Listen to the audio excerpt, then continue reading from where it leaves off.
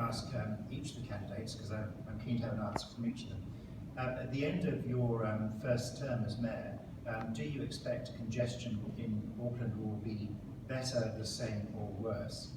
Now, this is interactive because we've focused all on these transport issues, and in a way that's a bit of a catch-all summary.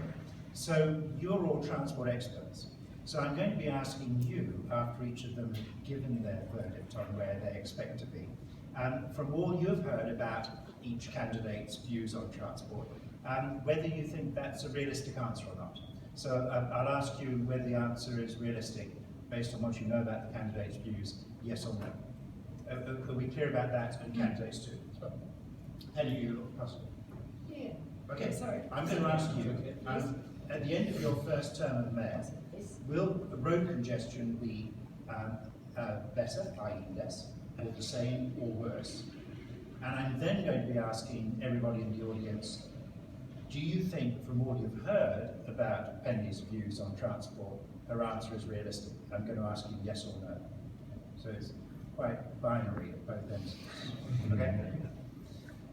I won't pick on anybody to go first, so whoever wants to leap up and give a verdict on, as mayor, at the end of your first term, will congestion be easier, worse, or better? So easier, worse, or the same? Any takers? David.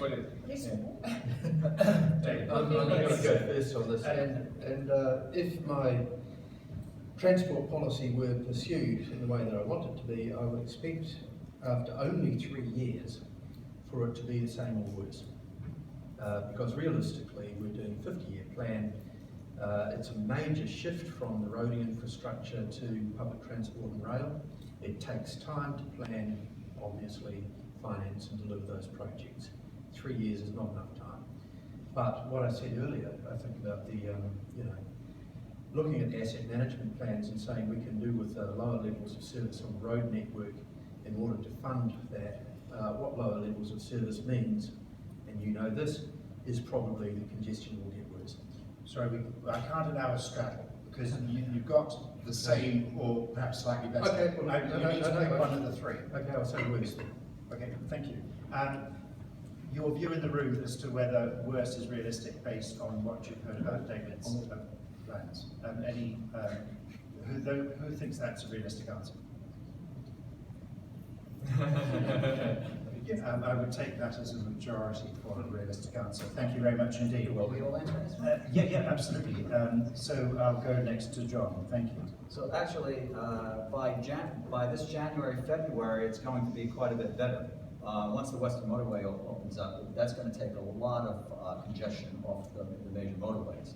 The rural areas and a lot of the other areas are still, I'm sorry, what? Keep going. Once it opens up, it will reduce congestion. But it's going to take several years to actually implement and start seeing some results, such as rezoning, so that we could build up Albany.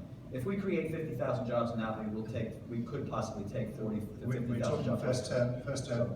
You won't be rebuilding Albany in first term. I want a better, no change or worse at the end of 3 years. At the end of 3 years, it will be better. Okay, thank you.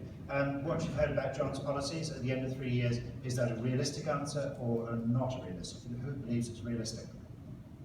Who believes it's unrealistic? I think that's unrealistic.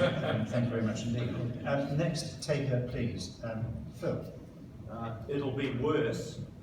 It'll be worse because any major infrastructure project has got a 7-year lead time before you're going to see any results from it. And that's actually optimistic. If we continue growing at 45,000 a year and continue investing, even what the ATAP plan provides for, even they acknowledge that the congestion will be worse, but it won't be getting worse as rapidly as it was before. That's not a very ambitious target. Within 3 years, I don't think you can do it, but you can lay the foundations to produce a better result, a less congested society further out. It'll probably be 3 terms realistically. Thanks, Phil. Those who believe that's a realistic answer, hands up. Those who would beg to differ, thank you. Next, so I'll take that as a yes, thank you. Next, Mark, thank you. Look, our aspiration has to be to make progress, right? That's got to be the aspiration. You want a mayor to be positive and aspirational. But you want it to be realistic. It'll be, frankly, impossible for it to be better. It will be worse. And it'll be even worse if Phil's mayor, because it'll take him longer to get to grips with council, and he doesn't have the commercial relationships, which is so essential to us getting the extra funding in. You've heard my plans. I think my approach is the best designed to make the quicker progress, but after 3 years, none of us could stay here and say hand on heart, frankly, that it's going to be improved. It will be worse. Will it be the same? No, it'll be worse. It'll be worse. Thank you very much. A view on what you know about Mark's plans and proposals and his ability to deliver them. Do you think that's a realistic answer? Hands up, who believe it is realistic. Any takers for not? Okay, thank you very much indeed. And the next one, please. So it is extremely difficult to say, and it's extremely difficult to make any long-term gains, and 3 years is an extremely short period of time.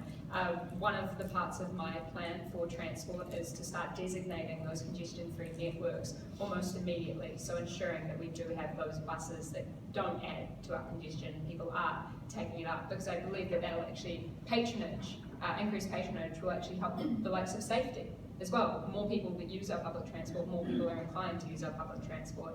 However, solely on the issue of whether it will be better or worse at the end of my sitting as your mayor for the next 3 years, I cannot say that it will definitively be better. So, same or worse.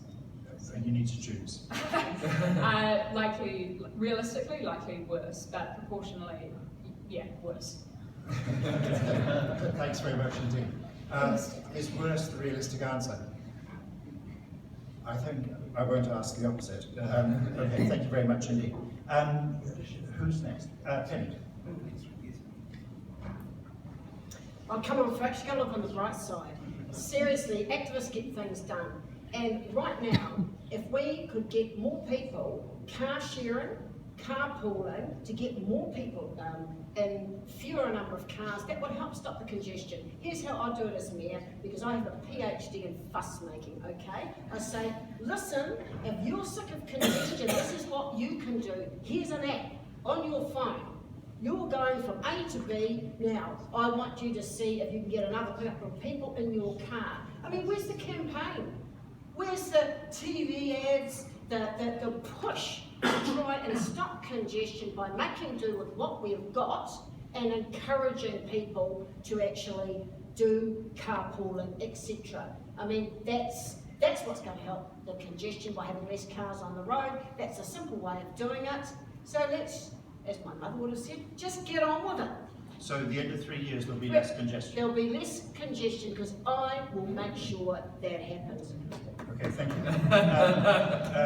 Is that a realistic answer, those who believe yes?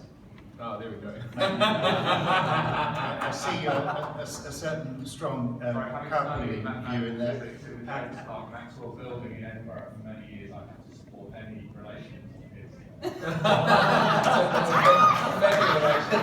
So I'm glad you gave me And those who believe that's unrealistic, hands up please. Thank you. And prove you wrong. Vic, thank you.